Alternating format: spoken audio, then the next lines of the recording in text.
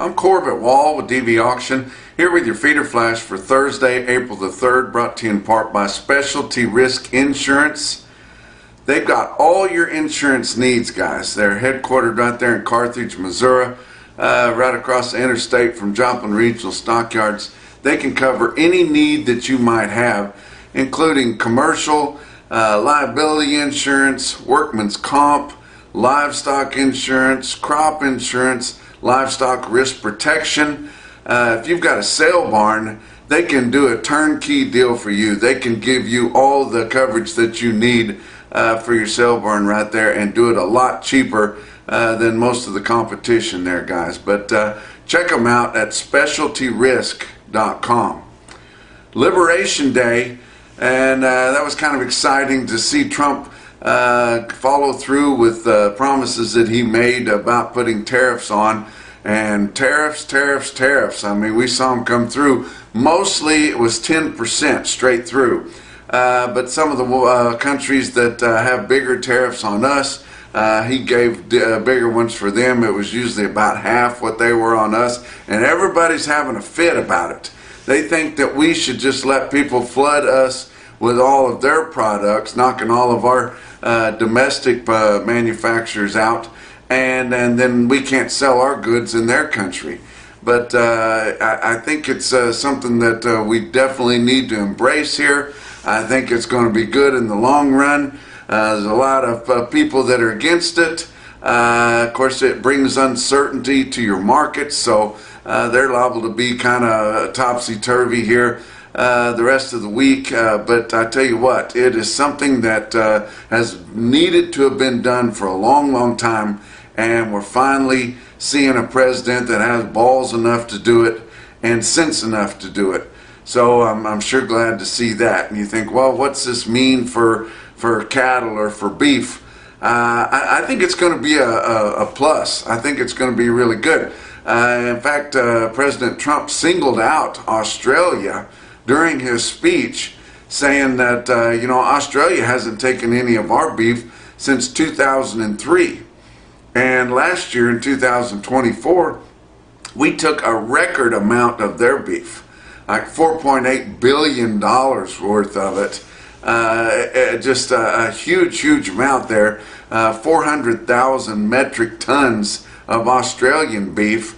And of course, Australia has really high quality beef, and they've even got so-called high quality grass-fed beef, if you guys like a wang to it. But mostly what we're getting from them is the same stuff that we get from Brazil and other places. It's just that breast-fed, really lean meat that we add our fat trimmings to, and make a lot of ground product out of.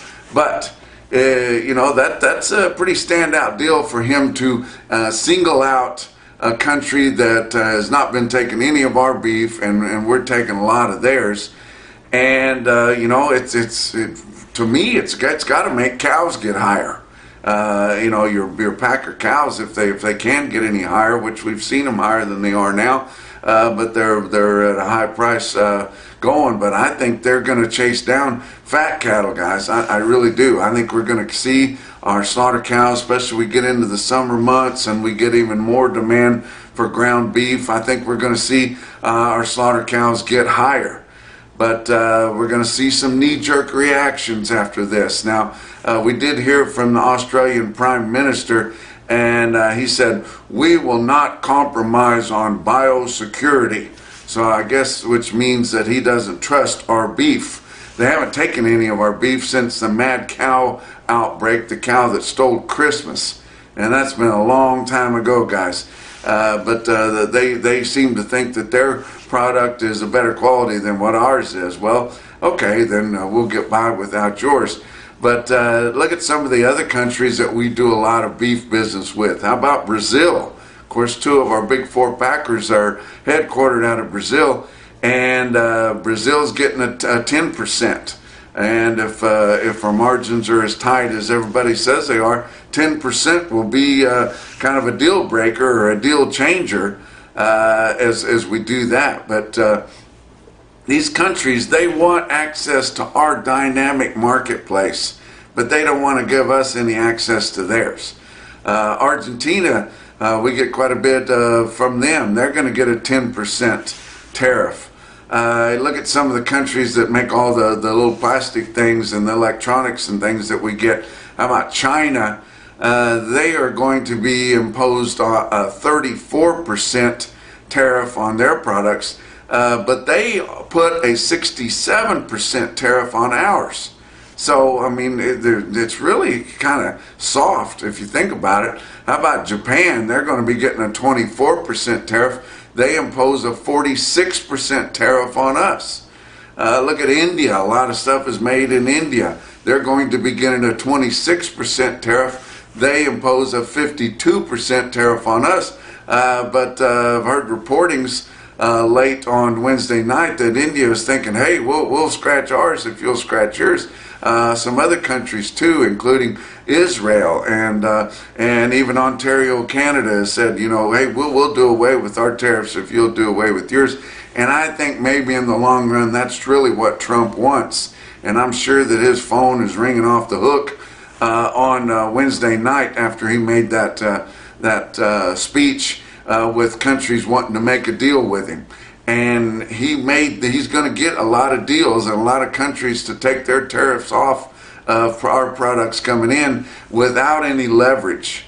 So you know, that's brilliant, and he is a deal maker and he knows the art of the deal, and I think it's going to be a good thing in the long run. It's going to be a little bit up and down and could be kind of scary here the rest of the week on our stocks and maybe even some of our commodities, but I think this is something that is needed to be done for a long time, and I for one am glad to see that it's being done.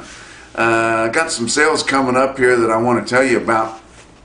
Callaway Livestock Center in Kingdom City, Missouri is going to be having a big special replacement sale here tonight, Thursday night, April the 3rd.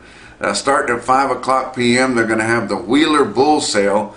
They've got a nice selection of bulls for sale there, and also some fancy replacement heifers from their outfit. Then at 6 o'clock p.m. Callaway's going to have their big monthly special, and it's a big one this time. They got over 1,000 head on offer. They're going to have 60 first calf heifer pairs. They're going to have 150 pairs with small spring calves, and then they're going to have another 150 pairs with big fall-born calves on them. And I saw some of the videos that Jack Harrison put out, and they had some monster calves on there, guys, if you want to get in on some of those, and they're going to offer them together. So then 250 heavy bred cows and about 300 fall calving cows. It's going to be a really outstanding offering, and in that part of the state of Missouri, they're all going to be black, and they're all going to be pretty fancy, guys. But get on to DVAuction.com and check out that replacement sale at Callaway Livestock Center in Kingdom City, Missouri. Call them a little bit early. Tell them who you are, that you want to be approved to bid. They may have some hoops to jump through to get you approved, but you're definitely going to want to be approved once that sale starts. Another sale that's coming up on Friday, and I'm actually going to be going up to Stillwater, Oklahoma for that sale. It's the Coffeyville Stockyards Spring Video Sale. They're going to be expecting about 13,000 head offered in load lots and bigger. But they've got a really nice offering. Included in there is the Sherrick family's got 920 head of black and black baldy 8-weight spayed heifers. So that's going to be pretty interesting to see what they bring. And then Reimer family's got 110 head of really fancy replacement heifers, been pelvic measured. They're northern origin. Really nice deal there if you're looking for something like that right off the ranch. So check out those two sales. Both be on DVAuction.com, and the Coffeyville sale starts at 6 o'clock p.m. on Friday. Talk about your board for Wednesday. April live cattle futures up $1.25 at 210.37. Wasn't too scared about the tariffs at that point. June up 197 at 207.40. Your back months on live cattle up 70 to up $1.60. So very friendly day for your live cattle. April feeder cattle up 60 cents at 288.87.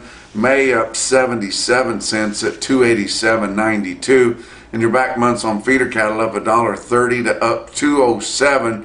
Be looking, guys, at those protection prices for your LRPs way out there in the summer and the early fall, because they're getting pretty doggone attractive if this whole deal is not attractive enough for you already. Talk about your grains. How about May corn was down 4 cents a bushel at 4.57 3/4. May beans down 4 3/4 cents at 10.29 1/2, and hard red winter wheat for May up 3 1/4 cents a bushel at 5.68 1/2. Talk about your fat cattle trade. We haven't seen much trade at all to speak of and direct out of your 5-area feeding region. And on Wednesday, we didn't see a hoof out of Iowa, Nebraska, or Kansas. So that tells me they are going to be digging in. We did see one trade there in Texas, 400 head of fat sold at 210 live, which you think, well, that's not very good. Well, that is a buck higher than the bulk of the trade in the Southern Plains last week. I did hear some rumors that there was some guys wanting to sell their fats late on Wednesday night after that speech come out, because they were afraid that the board might tank, and it's a possibility that it could tank, but if you just hang tight, things will be back, guys. Talk about some fat cattle auctions that they had on Wednesday. Sioux Falls Regional Livestock in Worthing, South Dakota, had just 500 head. They had weather blow through up there, guys, and there's weather blowing through all over. We think it's springtime, but when I left Amarillo, they had forecasts for snow in Amarillo later this week or over the weekend, and there's bad storms out in Arkansas and places like that, tornadoes and things like that. Is some moisture coming through with it, though. And coming to you here from Weatherford, Texas, where we're going to be having a video sale I'll tell you about here in a minute. Come up through Seymour, Texas, and places like that. Big wheat pasture areas. Wheat pasture actually looked better than I thought that it would. It does look like it needs a drink, and it looks like there may be a front coming across there. It might give some moisture to them, but a lot of cattle turned out there, and the wheat's kind of still out there pretty good. It's getting a little bit spotty in places, but it looked better than what I thought it did, and they're not out of wheat yet. But at Sioux Falls Regional Livestock, on a light run of about 500 head, conventional fed cattle sold $4 to $5 higher with a light run, and aggressive packers from 209 to 214.50. Program fed cattle bring 215 1/2 to 219.50 at Sioux Falls Regional Livestock. Glacial Lakes out of Watertown, South Dakota, I normally give you, but Rick told me, he said the weather was just too bad up there, and they didn't have enough to really give a market report on. So that tells you about some weather delays we've had around. How about box beef cutout values? They'd been up, but they were down on Wednesday. Choice cuts down 232 at 339.90. Selects down 324 at 318.83. Your slaughter through the first 3 days of the week, 351,000 head estimated cattle slaughter. That's 15,000 less than last week, which ended up to be a pretty big week, but just 2,000 less than the same week a year ago. Talk about what else is going on. Legacy Beef Co-op. Now, I did another interview on Legacy Beef Co-op and Cattleman's Heritage Beef. This time I did the interview with James Timmerman. Now, I'm going to attempt to attach that interview to the end of this Feeder Flash episode, but being the first time I did it, and I'm not very techy, if I'm not able to do it, we may not get it attached until later in the morning, and we'll get some of our tech guys out of Lincoln, Nebraska with DVAuction to get that figured out for me, but going to attempt to do that. But James Timmerman and I had a frank conversation about Legacy Beef Cooperative, which he is heading up now, where they're at on the investment, how you can get in, how you can guarantee your shackle spots, and all that kind of thing. And we talked some more about Cattleman's Heritage Beef, the plant that Legacy Beef Cooperative will have a 20% stake in, and you can get involved in that co-op here. But like I said, it's about a 15-minute interview there, and I'm not sure that I'm technically sound enough to get that put on. But for For more information about that, go to legacybeefcoop.com. Let's talk about your feeder cattle market, brought to you by Specialty Risk Insurance, who's working to protect your livelihood. Your real-time index on DVAuction, based on an 800-pound cash auction steer up through your middle 12 states, late in the day on Wednesday, sitting at 290.74, up another 88 cents. I mean, it just keeps going up. Of course, your steer tracker, which if you look there, you can see your steer tracker. Now, the steer tracker is the last 25 lots that went into the index that had 5 head or more in there. It was sitting well over $3 late on Wednesday there. But your latest CME cash feeder cattle index, it was up a little bit, but 291.27 is where it's setting. But they're still selling these cattle really high, guys. Some other sales that are coming up: Primetime Livestock Video through Joplin Regional Stockyards is having a big video sale here today on Thursday. It starts at 1 o'clock p.m.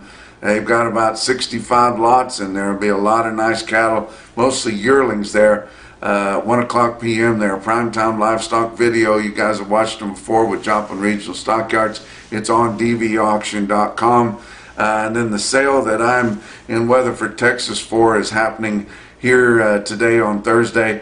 Wolf Cattle Company from way up north there, guys. You know about them. Their 37th annual limousine bull sale. It's an online only sale. They've been doing this since COVID, and it's worked out real well for them. And you know about the buyback program that Wolf Cattle Company has.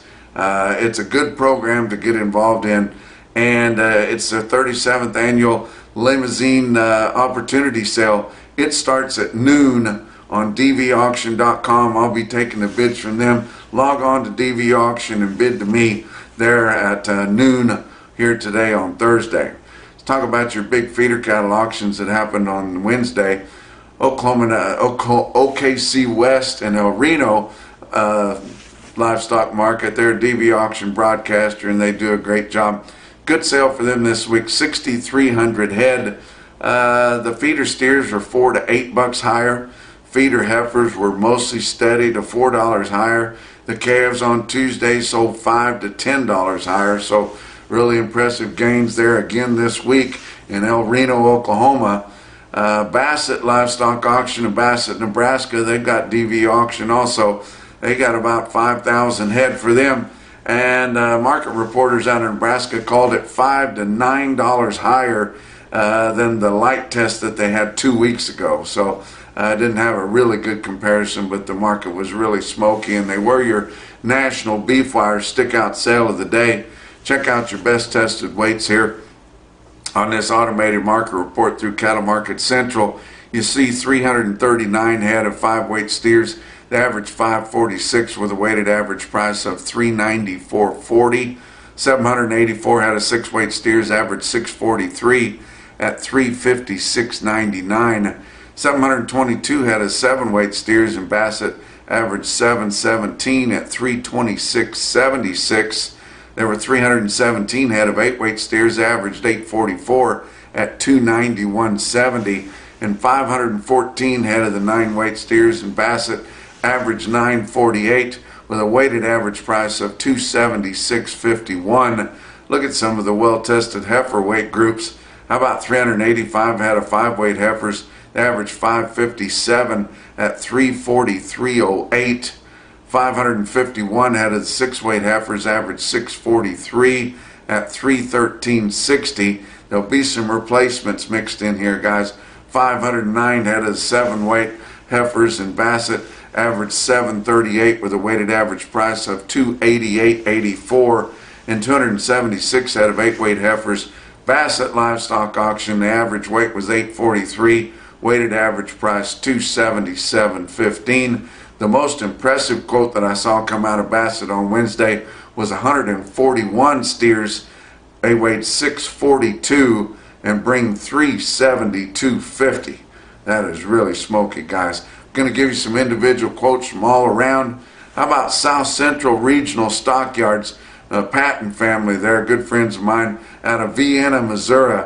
They sell 97 steer calves there in Vienna, weighed 504 pounds, and bring 401. Now, I've seen some other quotes, and you guys probably seen them on social media too, of some 5-weight steers that bring higher up into the 4s, but it was mostly just gooseneck loads and things like that. I like to quote at least a half a load or a full load if I can, and that's the best quote that I saw on a full load of steers there, and that was out of South Central Regional Stockyards. Go up further north into Missouri, Green City Livestock Marketing. They're also a DVAuction broadcaster. They sold 70 head of steers, weighed 802, bring 302, and heard that they weren't the fanciest ones in the barn, but that's an awfully good quote there. How about Cherokee Sales Company in Cherokee, Oklahoma? They sell 110 head of 1,013-pound steers at 262. Figure those up. But the most impressive quote that I saw anywhere on Wednesday in your Macrocin, no BS, top quote for the day, come out of Stockman's Livestock Market in Yankton, South Dakota at the feeder sale, 115 head of green steers. Gary Marks told me there was green and gant and had the condition to be turned back out. But 115 of them weighed 797, bring 311.75. And that's your feeder flash for Thursday. I'm Corbett Wall with this feeder flash feature. I'm going to be interviewing James Timmerman here with Legacy Beef Cooperative and Cattlemen's Heritage Beef. How are you doing, James? Good. How are you doing, Corbett? Now, this is the first time we've met, right? That's correct. But the Timmerman name is synonymous with top quality cattle feeding and top quality beef production, right? Yes, it is. Can you tell me a little bit about that and how it ties in with this new venture? Yes. So my family is, like you said, in the cattle feeding, ranching business. All started with my grandfather in the mid-40s, moved to Omaha, Nebraska, and built a feed yard there to be closer to the stockyards. My dad and his brothers took over the family business and grew it in western Nebraska and eastern Colorado.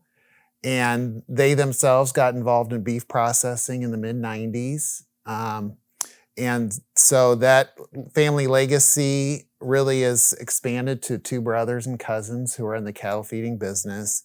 And myself, I kind of chose a little different path and went into beef processing and was in the business for 25 years. And so it's kind of led me here to Legacy Beef Co-op. So you got a lot of background in this industry. What drew you to Legacy Beef Cooperative and Cattlemen's Heritage Beef? So I've heard about the project for the last few years and just got a little bit of information. We discussed the co-op model. I thought it was perfect for the industry at this time in kind of the development of beef processing. And so I really wanted to be part of the team, and kind of coincidence, they were needing some assistance with the co-op. And so then in October of 2024, I decided to join Legacy Beef and work on the project. So last time we were interviewing Chad Tenninger, and you have become involved with him with this venture, right? That's correct. Okay. Now he has experience in this, and he was telling us about the efficiencies that he's put into this new plant.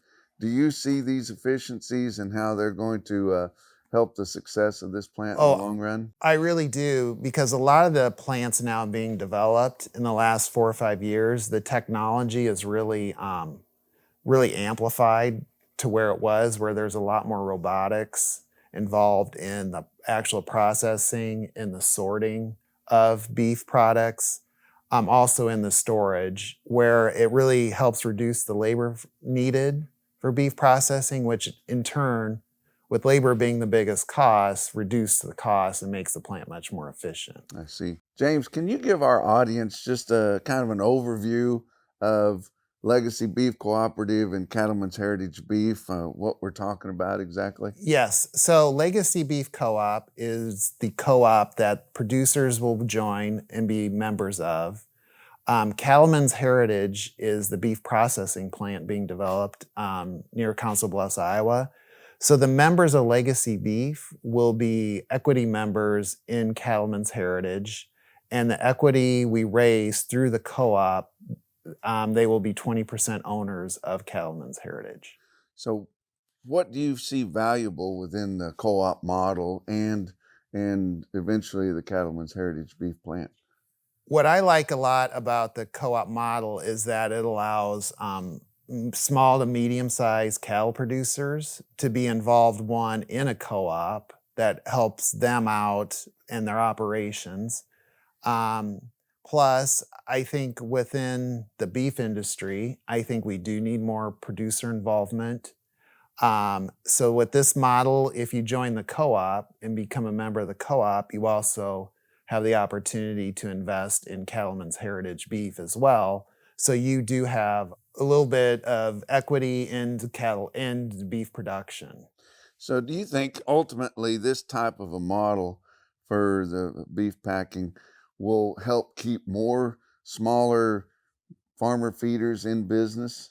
Yes, I do. Okay. Yes, I do. And that's one thing that drew you to it. That's really what draws me to it, is because I do think you hear a lot of stories being out in the country with small producers, anywhere from 2,500 head they feed to even up to 10,000, how they really are looking for better marketing opportunities and really more equitable arrangements compared to the larger feeders in the country. Sure.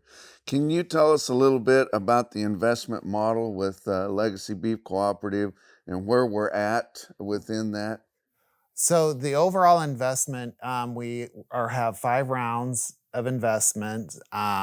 Currently, we have sold through the first 2 rounds, so we're in the 3rd round. To what we are currently in right now is what we're calling our seed round, which is giving you the opportunity to reserve your space or shackle space in the investment in Cattleman's Heritage. So right now, to reserve a spot is $10 per head. We'll reserve a spot in the co-op and you become a member of the co-op. The share price we're currently at in round 3 for the equity investment in Cattleman's Heritage is $175 per share per shackle space. Okay. And that's gone up from the first and second. Correct. Round, So it was started at 125 for the first round, 150 for the second. So right now 175, and then round 4 is 200 and round 5 is 225. Okay.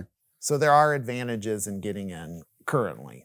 Right. So, but to reserve your spot, you need to be invested in one of the rounds at least, right? Correct. Okay. Correct. Now, is there a maximum or a minimum of your spots that you can reserve? The minimum would be, we say there's no minimum, but the best really is 1 load. So we do have members who are buying 40 shares just for 1 load a year. Yes, and there is no maximum. Okay, and that's annually. So if you bought 40, you could send 1 load of fed cattle into the Cattleman's Heritage beef plant. That's correct. Okay. That's correct. Okay, good. So you've got a key date coming up here this summer. Tell me about July 1st and what that's going to kick off. That's correct, Corbett. On July 1st, we are really going to start the co-op on an operational basis. So we are going to start offering members marketing opportunities for the cattle that are part of the co-op. Also look at ways that we can help them on their purchasing power. And really what the goal with that co-op starting on July 1st is really to give the small to medium producers put them on the same level playing field as the big feed yards. I see. So these shares, once you purchase them, they're going to have value, right? And will you be able to market them among other shareholders? Yes. So really the way we have it structured is that per share that you purchase, you are obligated to deliver the animal. Then if you feel like you cannot make the delivery, then you do have the ability to lease those shares out to other members of the co-op, that they can, you can have some value owning these shares and you can have cattle delivered on those shares. we've seen something similar to this with U.S. premium beef in Kansas. So, and those shares have become pretty valuable. Do you see that happening with this venture? Yes, I do. Okay. Yes, I do. Okay, great. What kind of cattle are we looking to harvest at Cattlemen's Heritage Beef? Do you have a target? Currently, we don't have a specific target, but as most beef processors, we're looking for a high grade, high quality beef. But really, we're not going to specify exactly what we need to have delivered. So, James, this whole venture has kind of been based off of marketing the cattle off of the dressed beef price rather than the live market or the way some of your big four packers price the cattle or purchase the cattle. Can you tell us a little more about that? Yes. So we are looking for the pricing the cattle is using the USDA choice market as the base and plan on gridding the cattle with premiums and discounts based off USDA choice, which is different than buying them live or buying them just dressed beef. Right. And the market's been really good, all-time record highs here posted within the last few months on every class of cattle that there is. But that's not going to last forever. That's correct. So That's correct. we may be able to insulate some of these producers from the downside of this going forward, don't you think? Yes, yes. We feel like, really with the pricing model we have in place for the cattle, it really it gives protection because you're going to be paid what the plant is selling you beef for. So you really get the true value of your beef. I see. So you're basically going to be sharing more of the pie than what cattle feeders are used to, the way things have been set up, right? Yes, that's correct. Great. Yes. So this is primarily set up for smaller feeders. Of course, a bigger feeder could get involved in it too. But how many cattle are we looking to harvest annually? So annually, we're looking to harvest about 525,000 head annually. So 2,000 head a day on one shift per day. So is that how many shares there's going to be put out then is 525,000 That's correct. Annually? Yes, okay, yes. So all of those cattle. So you won't be having to get short of cattle and be looking for them. You'll know that they're coming. How will you schedule the cattle in? The way I look at it is that really once you know your cattle are ready to come in, you need to call us. We'll schedule based on really first come, first serve. If you call, we'll put up if we know the week your cattle are ready, we'll schedule them. But we also will probably need to go out on the market some in certain months, especially in the summer, to fill some gaps. To fill in some gaps. I see. Okay. Now, you're also looking at producers further in the line to maybe fill some of these gaps, and you've got a cow-calf program or a cow-calf producer program. Can you tell us a little bit about that? Yes. So we are looking and visiting with cow-calf producers all throughout the country. And as you know, the market right now, they are selling their calves with a pretty good profit. But as we also know that the market there will be a downturn. So what we are really is targeting with cow-calf producers is that they become members of the co-op.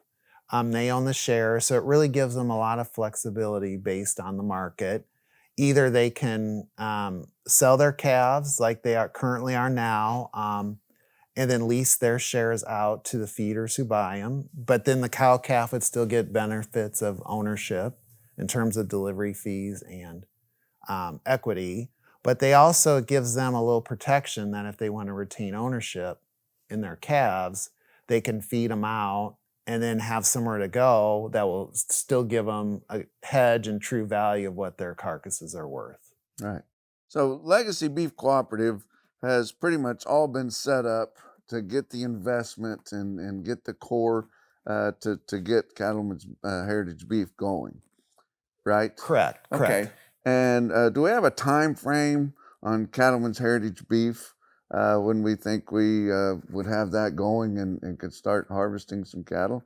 Currently, we are still scheduled to start groundbreaking towards the end of this year, which would it's a 2-year construction project, so probably the beginning of 2028.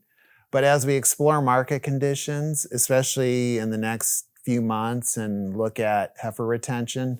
We do also have the ability to delay a little bit and open when the market conditions seem more advantageous. As tight as packer margins are right now, I wouldn't blame you by Yes. dragging your feet just a No. little bit. So might be better for the whole project if you do. Yes, yes. But it's just it's right on the horizon here. I mean, it'll be here before you know it. That's correct. That's correct. Okay. So of the 5 rounds of investment, we've made it through the first 2, and then we're working on the 3rd round. How much longer do you think it'll take to finish that up? Well, our goal for the next round really is to have it completed by July 1st, and then move on to the next. I see.